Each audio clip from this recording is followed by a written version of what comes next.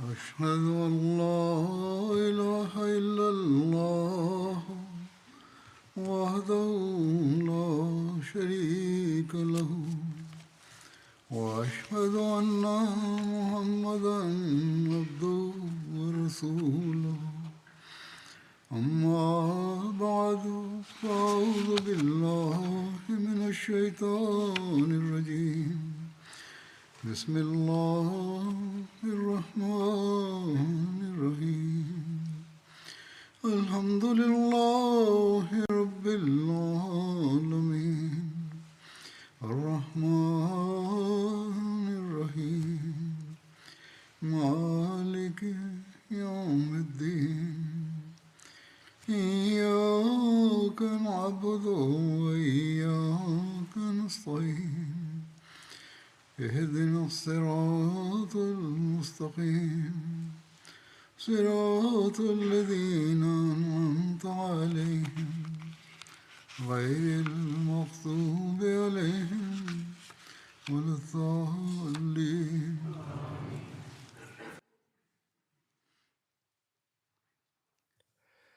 Сегодня я продолжу свое повествование о Худайбие. В связи с этим существует упоминание о прибытии Будейла бин Варки Хазаи и других курайшитов к посланнику Аллаха, мир ему и благословение Аллаха, в качестве послов.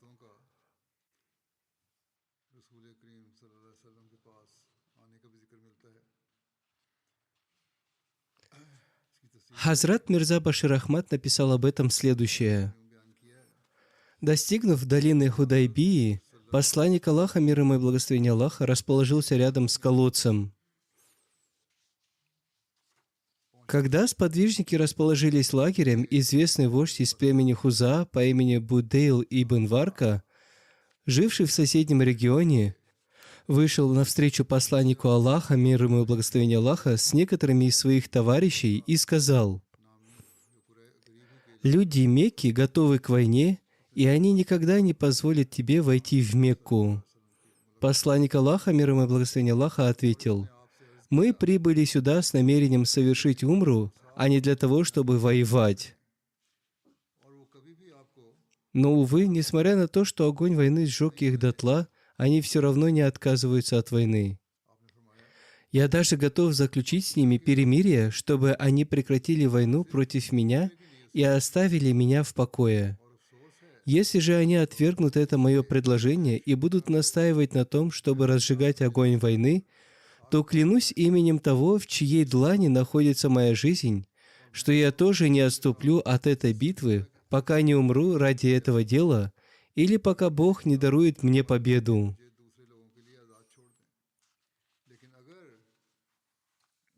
Если я потерплю поражение в этой битве, то наступит мой конец, но если Бог дарует мне победу, и религия, которую я принес, обретет верховенство, то люди Мекки не должны проявлять колебания в том, чтобы поверить мне.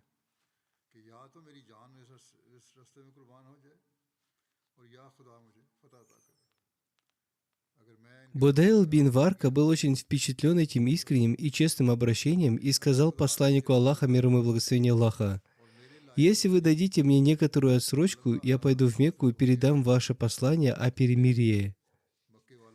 Посланник Аллаха, мир ему и благословение Аллаха, согласился и с этим, и Будейл отправился в Мекку с несколькими своими товарищами.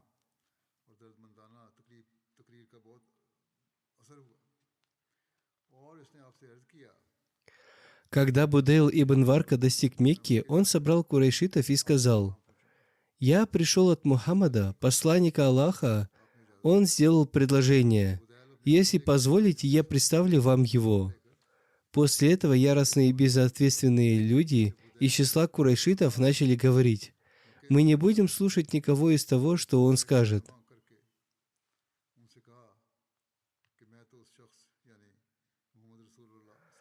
Однако влиятельные и почтенные люди из курайшитов сказали: «Да, сообщите нам об их предложении». Таким образом, Будейл довел до их сведения предложение посланника Аллаха, мир ему и благословение Аллаха. После этого со своего места встал человек по имени Урва бин Масуд, который был очень влиятельным вождем племени Сакифа и находился в то время в Мекке.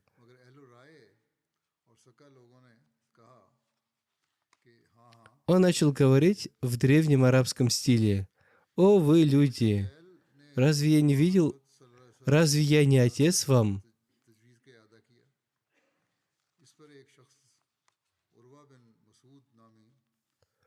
Они ответили утвердительно. Он сказал: «Разве вы не мои сыновья?» И снова они ответили утвердительно.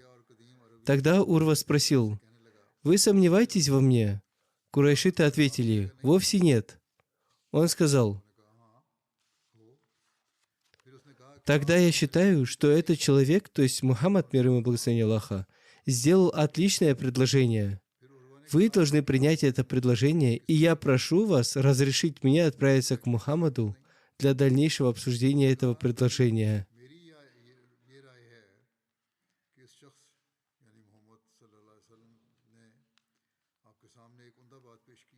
Курайшиты сказали: «Конечно, идите и обсудите это предложение».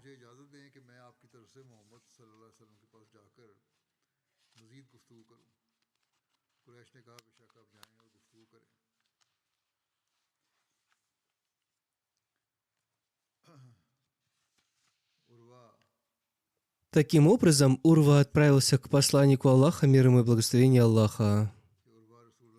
Об этом написано следующее. Урва пришел к посланнику Аллаха, мир ему и благословение Аллаха, и сказал: «О Мухаммад, я оставил Кааба бин Лоя и Амира бин Лоя возле вод Худайбии. С ними находятся дойные верблюдицы.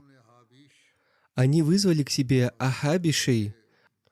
Ахабиш – это союзные племена курайшитов. Их назвали ахабишами по той причине, что они поклялись у подножья холма под названием Хабши-Хами. Они облачились в шкуру леопарда, эти неверные. Они уже приготовились воевать. Они поклялись преграждать путь между вами и Байтуллах, домом Аллаха, пока вы их не уничтожите, то есть пока посланник Аллаха, мир ему и благословение Аллаха, не уничтожит их.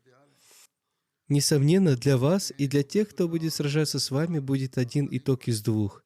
Либо вы уничтожите свой народ, хотя до сегодняшнего дня не было такого, чтобы какой-то один человек уничтожил свой народ и свою собственную семью. Либо те, кто с вами, опозорит вас.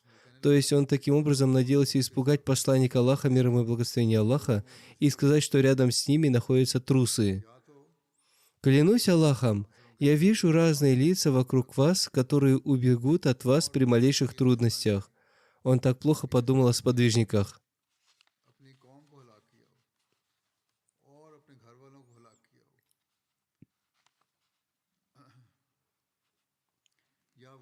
Еще в одном повествовании Урва сказал: «Среди этих людей есть такие лица, которых я не знаю. Я также не знаю об их происхождении и нравах. Я думаю, что они сбегут и оставят тебя одним». Еще в одном повествовании Урва сказал: «Я как будто вижу, как вы сражаетесь с курайшитами, и эти люди отдают вас им. Они делают вас пленником. Что может быть суровее этого?» Таким образом, он пытался испугать или как-то повлиять на посланника Аллаха, мир ему и благословение Аллаха. В этот момент Хазрат Абу Бакр, да будет доволен им Аллах, который сидел за спиной посланника Аллаха, мир ему и благословение Аллаха, сильно рассердился и сказал: «Иди и целуй своего идола Лата, то есть иди поклоняйся своему идолу и не говори так о нас. Разве мы можем оставить посланника Аллаха, мир ему и благословение Аллаха?» Урва спросил: «Кто это?» Люди ответили: «Это Абу Бакр». Урва сказал: «Клянусь Аллахом, если бы я не был благодарен тебе, то я бы ответил». Однажды Хазрат Абу Бакр оказал благодеяние Урве. Об этом было написано, что Урва просил курайшитов помочь ему в уплате выкупа. Он кого-то убил и должен был заплатить выкуп. Когда он просил о помощи, кто-то был готов дать ему 2 верблюдов, кто-то 3. Однако Хазрат Абу Бакр, да будет доволен им Аллах, дал ему сразу 10 верблюдов и этим очень сильно помог ему. Это была милость, которую Хазрат Абу Бакр оказал Урве. После этого он продолжил разговор со святым пророком, мир ему и благословение Аллаха. Каждый раз, как Урва говорил что-нибудь, он пытался дотронуться до бороды пророка, мир ему и благословение Аллаха, рядом с которым стоял Аль-Мугира бин Шуба. В руке у него был меч, а на голове шлем, И когда Урва протягивал руку к бороде пророка, мир ему и благословение Аллаха, Аль-Мугира ударял его по руке ножнами и говорил: «Убери свою руку от посланника Аллаха, мир ему и благословение Аллаха, прежде чем мой меч настигнет тебя». Неверный недостоин того, чтобы прикоснуться к бороде посланника Аллаха, мир ему и благословение Аллаха. В конце концов, Урва поднял голову и спросил: «Кто это?» Ему сказали: «Аль-Мугира бин Шоба».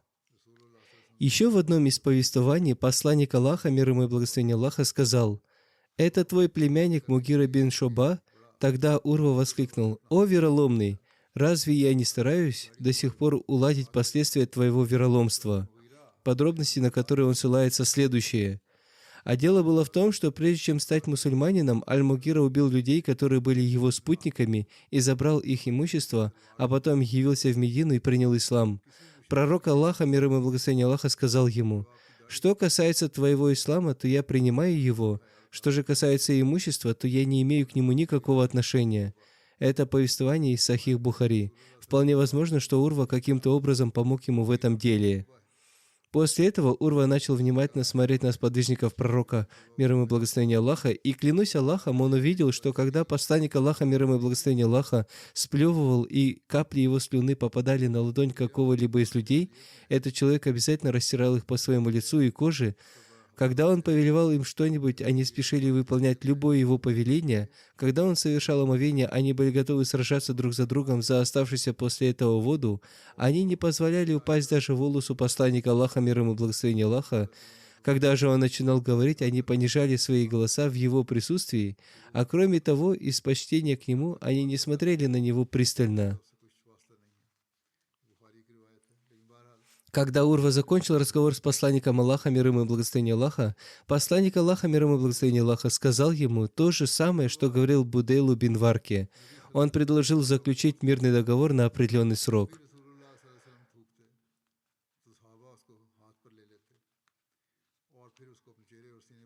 После этого Урва вернулся к своим товарищам и сказал: «О люди, клянусь Аллахом, мне приходилось бывать у царей, и я приезжал к императору Хосрую и Негусу, которым подчинялись так же, как сподвижники подчиняются Мухаммаду.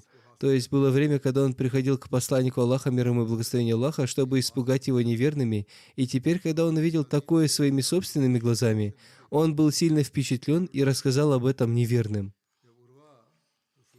Далее он сказал: «Клянусь Аллахом, я не видел ни одного царя, которого его приближенные почитали бы так же, как сподвижники Мухаммада почитают Мухаммада.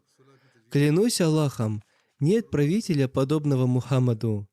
Клянусь Аллахом, если он сплевывает, и капли его слюны попадают на ладонь какого-либо из людей, этот человек обязательно растирает их по своему лицу и коже. Когда он повелевает им что-нибудь, они спешат выполнять любое его повеление. Когда он совершает омовение, они готовы сражаться друг с другом за оставшуюся после этого воду. Они не позволяют упасть на землю даже одной его волосинки, а когда он начинает говорить, они понижают свои голоса в его присутствии, и они даже не смотрят на него пристально из почтения к нему. Ни один человек не может сказать слово без его разрешения. Сподвижники говорят только с его разрешения. Если посланник Аллаха, мир ему и благословение Аллаха, не разрешает говорить, все его сподвижники молчат. Этот человек сделал вам разумное предложение, так примите же его.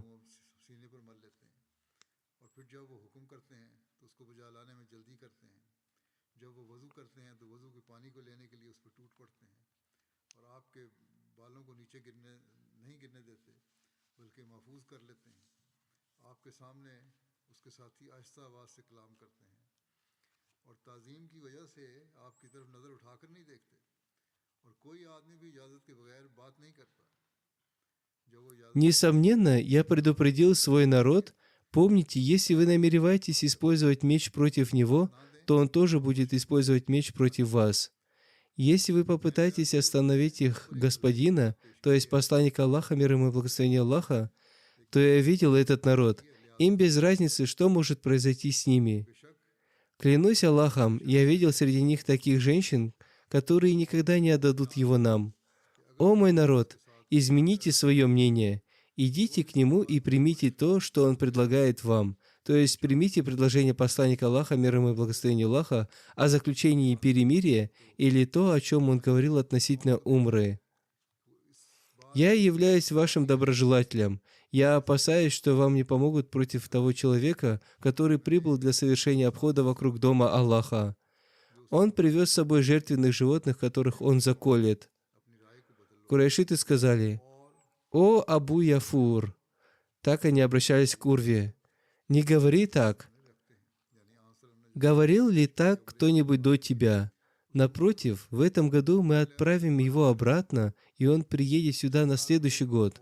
Урва сказал им: «Вам придется испытать великое страдание». После этого Урва и его товарищи отправились в Таиф.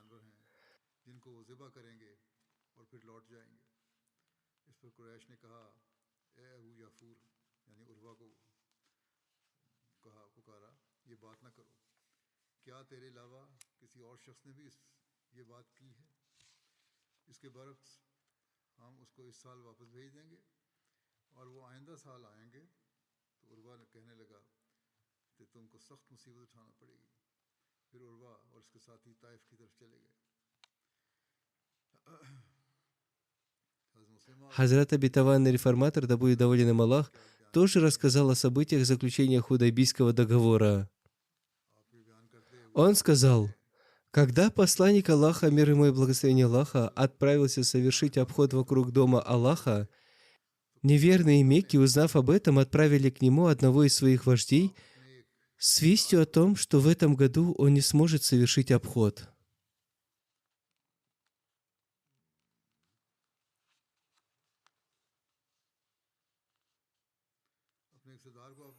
Этот вождь прибыл к посланнику Аллаха, мир ему и благословение Аллаха, и стал говорить с ним. Во время разговора он коснулся своей рукой благословенной бороды посланника Аллаха, мир ему и благословение Аллаха, и сказал ему, чтобы в этот раз он не совершал обход вокруг дома Аллаха и отложил его на следующий год. Это касание не было вызвано какой-то невежливостью. Напротив, у азиатских народов существует такой обычай, когда они пытаются уговорить кого-то, то в знак признательности они касаются его бороды, либо касаются своей бороды, как бы говоря: «Я старейшина и вождь народа, послушайте меня». А одним словом, этот вождь коснулся его бороды в знак признательности. Увидев это, один из подвижников вышел вперед и, ударив его ножнами своего меча, сказал: «Убери свои нечистые руки». Вождь, узнав владельца меча, сказал: «Не ты ли являешься тем, кому я оказал когда-то милость?» Услышав эти слова, сподвижник молча отступил от него. Затем вождь снова прикоснулся к его бороде в знак своей признательности. Согласно словам сподвижников, они были очень рассержены тем, что этот вождь снова прикоснулся к благословенной бороде посланника Аллаха, мир ему и благословение Аллаха. Однако они не увидели среди себя тех, кому бы этот вождь не оказывал когда-то милость. То есть этот неверный вождь оказал милость многим людям. В это время, по их словам, сподвижники желали, чтобы среди них оказался такой человек, которому этот вождь не оказывал милости. В это время один человек из них вышел вперед. Он с головы до ног был облачен в доспехи. С яростью обратившись к этому вождю, он сказал: «Убери свои нечистые руки». Это был Хазрат Абу Бакр, да будет доволен им Аллах. Вождь, узнав его, сказал: «Да, я не могу тебе сказать что-то, поскольку я не оказывал тебе милости». Хулейс бин Аль-Камак Кинани был лидером Ахабишей. Как я уже сказал, Ахабиши были союзным племенем курайшитов. Они принесли клятву у подножия холма Хабши, поэтому они так назывались. Он попросил их пойти к посланнику Аллаха, мир ему и благословение Аллаха, и курайшиты разрешили ему это. Когда посланник Аллаха, мир ему и благословение Аллаха, увидел его издалека, он сказал: «Это тот самый человек, который принадлежит к племени, почитающего жертвенных животных». Затем он повелел своим сподвижникам вынести вперед жертвенных животных, чтобы показать их ему. Таким образом, они вывели этих жертвенных животных вперед, и он увидел их на краю долины. На шеях этих животных были ошейники. На шеях этих животных не было волос из-за длительного ношения ошейников. Эти животные постоянно издавали звуки. Сподвижники, которые уже пробыли в этом месте 15 дней, приветствовали его словами тальбии. Они не окропляли себя благовонием. Их волосы были растрепаны. Когда он увидел их, он сказал: «Вся хвала Аллаху! Эти люди недостойны того, чтобы запретить им совершить обход вокруг дома Аллаха». Его сердце сразу смягчилось, и он сказал: «Всевышний Аллах не позволил, чтобы племена Ляхам, Джазам, Канда и Химер свободно совершали хадж и остановили сына Абу Муталиба. Будет неправильно, если курайшиты не пустят его к дому Аллаха. Клянусь Богом Каабы, курайшиты погибнут. Несомненно, эти люди прибыли сюда с целью совершить умру». Эти слова он сказал в поддержку мусульман. Услышав эти слова, посланник Аллаха, мир ему и благословение Аллаха, сказал: «Клянусь Аллахом, о брат из племени Бану Кинана, это именно так». Посланник Аллаха, мир ему и благословение Аллаха, ответил ему таким образом. Он был настолько впечатлен этим, что, прибыв к курайшитам, сказал: «Я видел, почему нельзя остановить мусульман. Я видел жертвенных животных, у которых не было волос из-за ошейников на их шеях. Эти животные носят ошейники в течение длительного времени. Волосы этих людей растрепаны. Все это они претерпевают только ради того, чтобы совершить обход вокруг дома Аллаха. Клянусь Аллахом, мы не заключали договора и соглашения о том, чтобы останавливать того, кто желает святости и почитания этого дома, того, кто соблюдает права дома Аллаха и желает привести жертвенных животных до места их жертвоприношения. Клянусь тем, в чьих руках находится моя жизнь. Освободите им путь к Каабе. В противном случае я заберу своих людей и оставлю вас одних». То есть он попросил их разрешить мусульманам совершить умру. Курайшиты сказали: «О, Хулейс, замолчи, чтобы мы могли добиться от них наших условий».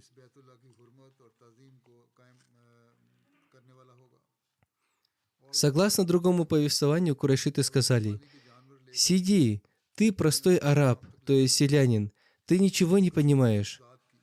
То, что ты слышал от Мухаммада, является ложью и обманом, упаси Аллах».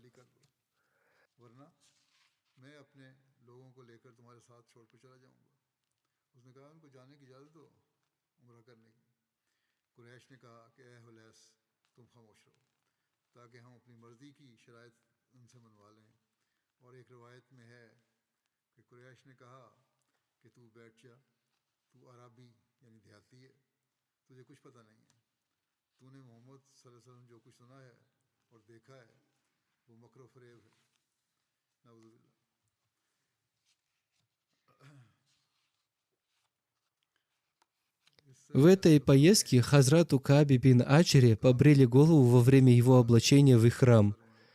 Подробно об этом сообщается следующее.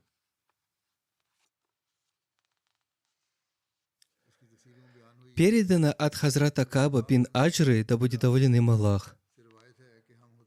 Мы находились с пророком, мир ему и благословение Аллаха, в состоянии ихрама в Худайбии, и нас окружили многобожники.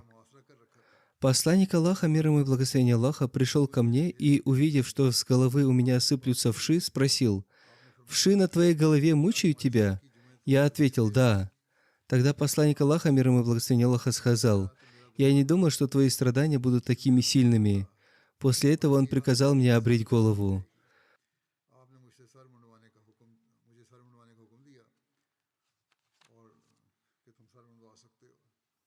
Также Всевышний Аллах уже не спаслал аят.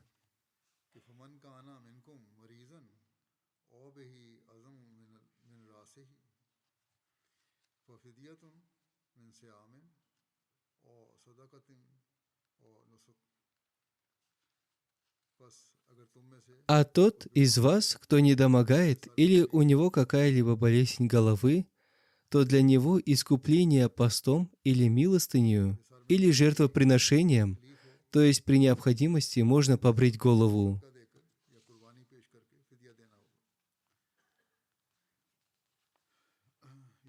Упоминается, что в это время курайшиты отправили к посланнику Аллаха, мир ему и благословение Аллаха, в качестве посла Микраза бин Хафса. Как уже упоминалось выше, разные люди приходили к посланнику Аллаха, мир ему и благословение Аллаха, в качестве послов после получения разрешения от курайшитов. Одним словом, одним из них упоминается Микрас бин Хафс. Он тоже просил курайшитов разрешить ему встретиться с посланником Аллаха, мир ему и благословение Аллаха. Посланник Аллаха, мир ему и благословение Аллаха, назвал его лжецом еще до его прибытия. Еще в одном из повествований в отношении него использовано слово «фаджир» — «грешник». Когда он прибыл к посланнику Аллаха, мир ему и благословение Аллаха, посланник Аллаха, мир ему и благословение Аллаха, сказал ему то же самое, что он говорил Урви и Будейлю. После этого он вернулся к своим товарищам и передал им слова посланника Аллаха, мир ему и благословение Аллаха.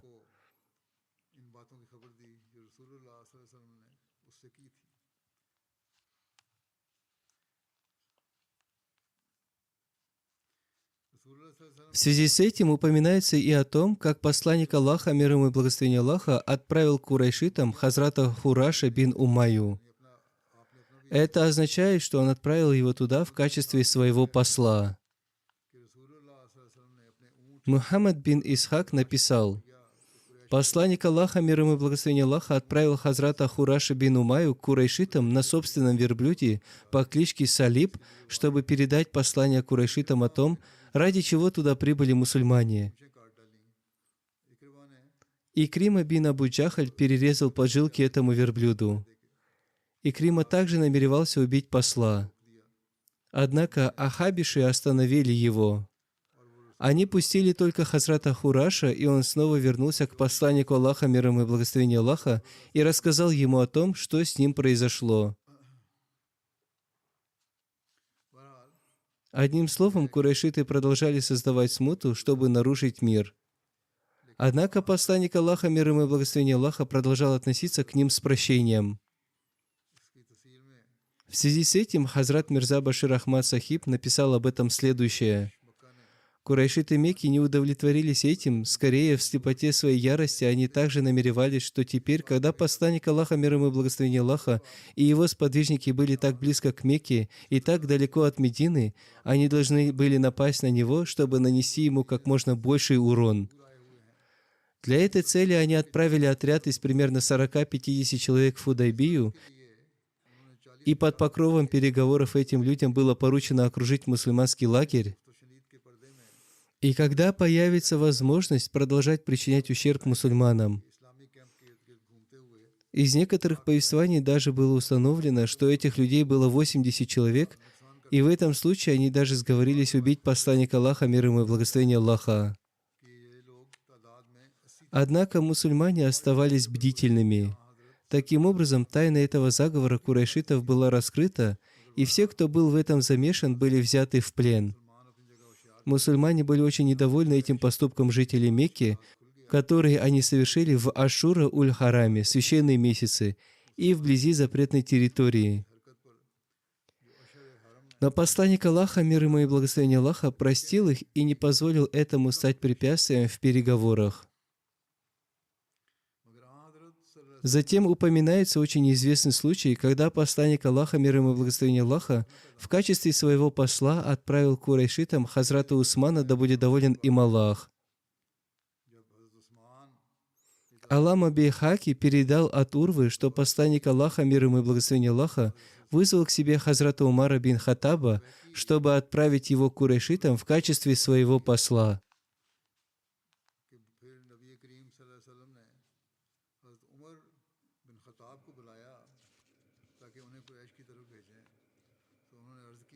Обратившись к посланнику Аллаха, мир ему и благословение Аллаха, он сказал: «Курайшиты знают о моей враждебности к ним, поэтому я опасаюсь за свою жизнь. Никто из племени Бану Ади не сможет защитить меня. О посланник Аллаха, если вы желаете этого, я все равно выполню ваше поручение». Посланник Аллаха, мир ему и благословение Аллаха, промолчал, ничего не сказав ему в ответ.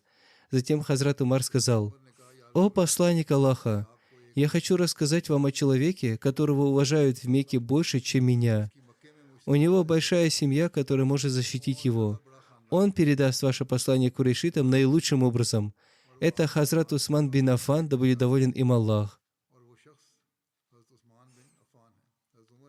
Хазрат Умар, да будет доволен им Аллах, не сказал эти слова из-за страха за свою жизнь.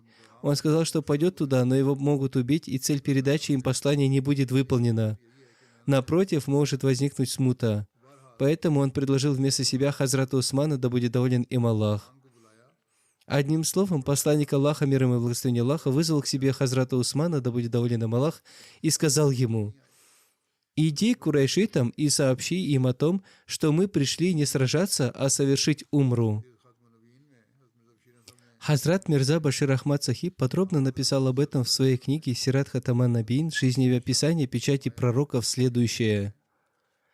Посланник Аллаха, мир ему и благословение Аллаха, поручил Хазрату Усману, да будет доволен им Аллах, отправиться в Мекку и сообщить курайшитам о мирных намерениях мусульман и их намерении совершить умру. Посланник Аллаха, мир ему и благословение Аллаха, также передал Хазрату Усману личное письмо, которое было адресовано вождям курайшитов.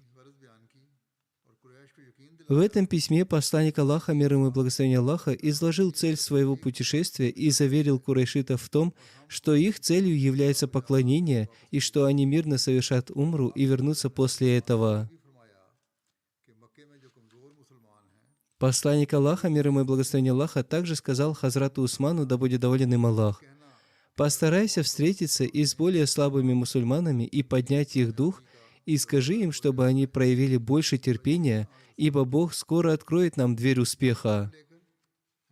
Посланник Аллаха, мир ему и благословение Аллаха, был сильно убежден в этом. Хазрат Усман, да будет доволен им Аллах, отправился в Мекку с этим посланием, и после встречи с Абу Суфьяном, который был вождем Мекки в то время, а также близким родственником, Хазрат Усман, да будет доволен им Аллах, был представлен публичному собранию.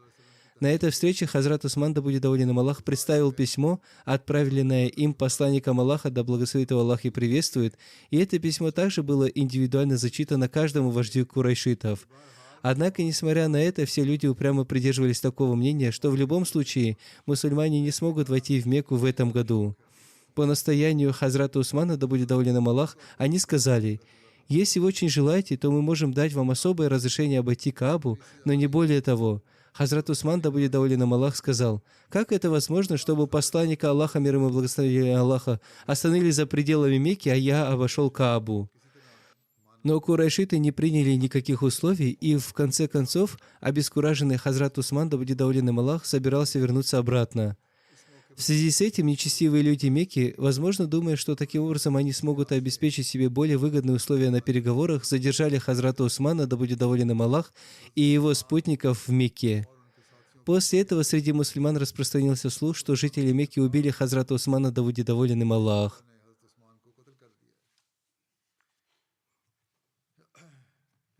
Когда эта весть достигла посланника Аллаха, мир ему и благословение Аллаха, он принял у своих сподвижников баят, обет верности, который стал известен под названием баят Ризван, присяга довольства.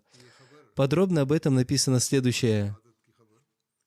Когда эта новость достигла Худайбии, мусульмане пришли в ярость, потому что Хазрат Усман, да будет доволен им Аллах, был зятем посланника Аллаха, да благословит его Аллах и приветствует, и был одним из самых почтенных сподвижников. Он отправился в Мекку в качестве исламского посла.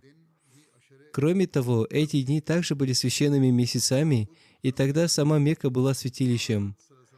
Посланник Аллаха, мир ему и благословение Аллаха, немедленно сделал объявление и собрал своих спутников под деревом акации.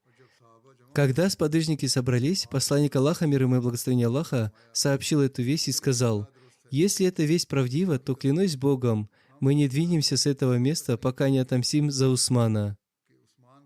Затем посланник Аллаха, мир ему и благословение Аллаха, сказал своим сподвижникам: «Подойдите и положите свою руку на мою руку, что является исламским способом принесения баята, обета верности, и принесите клятву, что никто из вас не обернется спиной, и если это понадобится, пожертвует своей жизнью, но не отступит с этого места». После этого объявления сподвижники устремились вперед, словно опрокидывая друг друга. Каждый человек из этих 1400-1500 человек, которые составляли всю массу мусульман в то время, снова продал себя в верности на благословенной руке своего любимого господина. Во время баята посланник Аллаха, мир ему и благословение Аллаха, положил свою левую руку на правую и сказал: «Это рука Усмана, ибо если бы он был здесь, он не был бы оставлен вне этого священного баята». Но в это время он занят делом Аллаха и его посланника, мир ему и благословение Аллаха. Таким образом, эта сияющая сцена подошла к своему завершению. В исламской истории этот баят известен как баят Ризван, то есть баят, в котором мусульмане обрели награду довольства Бога. Священный Коран также особо упоминает этот баят, в нем говорится: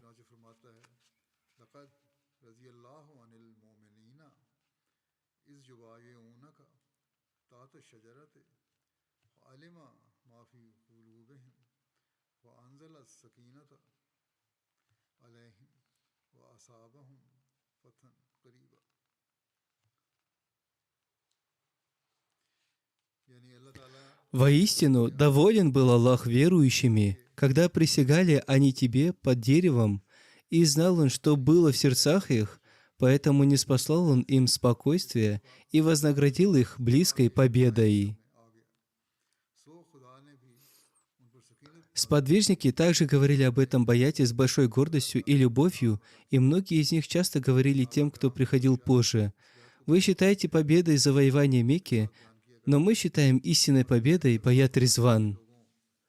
Нет сомнений, что вместе со своими подробностями этот баят был великолепной и великой победой не только потому, что он открыл дверь будущим победам, но и потому, что дух жертвенности в исламе, являющийся центральной точкой религии Мухаммада, мир ему и благословение Аллаха, был проявлен самым великолепным образом.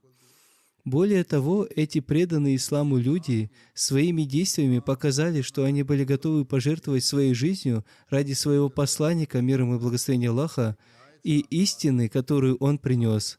Вот почему, говоря о баяте Ризван, почтенные сподвижники говорили: этот баят был клятвой преданности до смерти.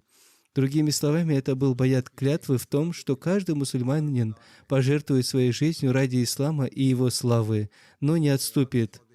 Более того, еще одной выдающейся чертой этого баята было то, что эта клятва и соглашение были не просто словесным заявлением в состоянии временного волнения, а напротив, это был голос из глубины сердец, которым вся сила мусульман была объединена в одно единое целое. Хазрат обетованный реформатор, да будет доволен им Аллах, также упоминал о мученической смерти Хазрата Усмана, да будет доволен им Аллах. В одной из своих проповедей он сказал: «Посланник Аллаха, мир ему и благословение Аллаха, собрал своих сподвижников сразу после того, как эта весть дошла до него.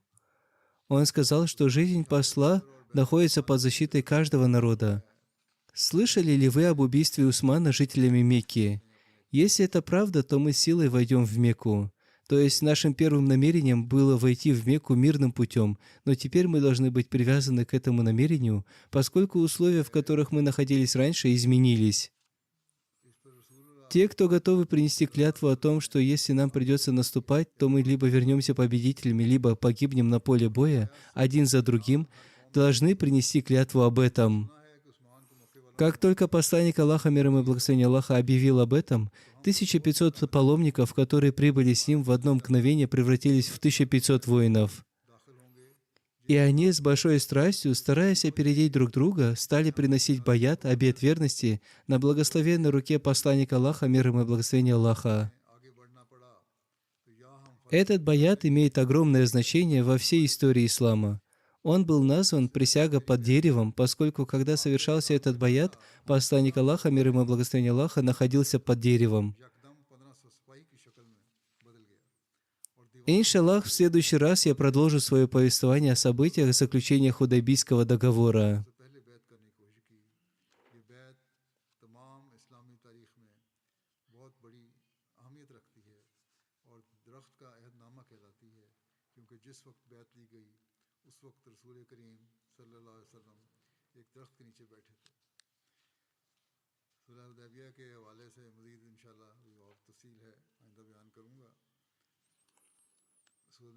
Сейчас я хочу напомнить вам о том, что всем вам известна ситуация, которая сложилась на сегодня в Европе. Ситуация очень быстро движется к войне. Война между Украиной и Россией разрастается. Другие европейские страны тоже получают угрозы. Некоторые здравомыслящие и миролюбивые лидеры беспокоятся об этом.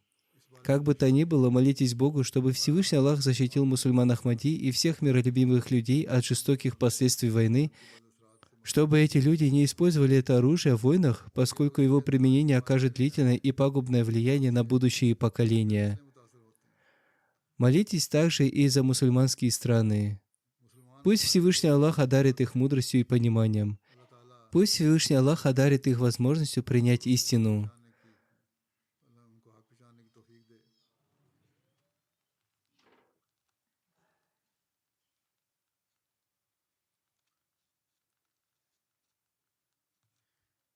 Также я хочу обратить ваше внимание на то, что ситуация быстро ухудшается и продолжает ухудшаться.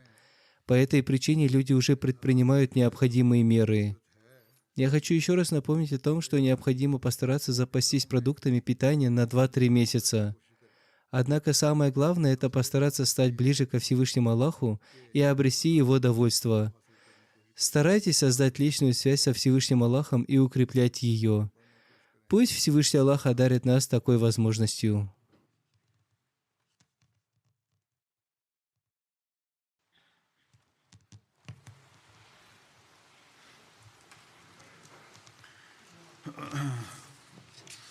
Alhamdulillah, alhamdulillah, nahmaduhu wa nasta'inuhu wa nastaghfiruh wa nu'minu bihi wa natawakkalu alayh wa na'udhu billahi min shururi anfusina wa min sayyiati a'malina.